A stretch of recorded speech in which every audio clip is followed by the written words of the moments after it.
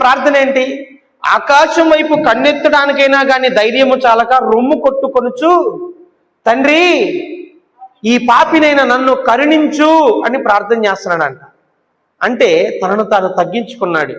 దేవుడి వైపు ఆయన చూడడానికి కూడా ధైర్యం చాలలా. ఏమని ధైర్యం అంటే తాను పాపినని గ్రహించాడు. ప్రియులారా, అర్థమైందా? తన పాపాన్ని గ్రహించాడు, దేవుని యొక్క పరిశుద్ధతని గ్రహించాడు. అందుకనే తండ్రి దేవా ఈ పాపినైనా నన్ను కరుణించు అని ఆకాశం వైపు కన్నులెత్తుటకైనా ధైర్యము చాలక రొమ్ము కొట్టుకుంటూ ఏడుతున్నాడు, గుండెలు బాదుకుంటూ. కాబట్టి గమనించండి, ఆ తర్వాత రాయబడి ఉంటుంది 14వ వచనంలో, వానికంటే ఇతను నీతిమంతుడుగా తీర్పు పొంది తన ఇంటికి వెళ్ళును అని ఉంటుంది. అర్థమవుతుందా? ఎందుకనంటే తనను తాను తగ్గించుకున్నాడు. ఇక్కడ మోషే తగ్గించుకున్నాడు కాబట్టే మోషేకి దేవుడు తోడుగా వెళ్ళాడు.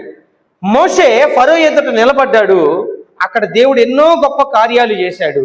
ఆ తర్వాత ప్రియులరా ఇంకా ఏం జరిగిందంటే ఈ యొక్క మోషే ఫరో గురించి కూడా ప్రార్థన చేశాడు.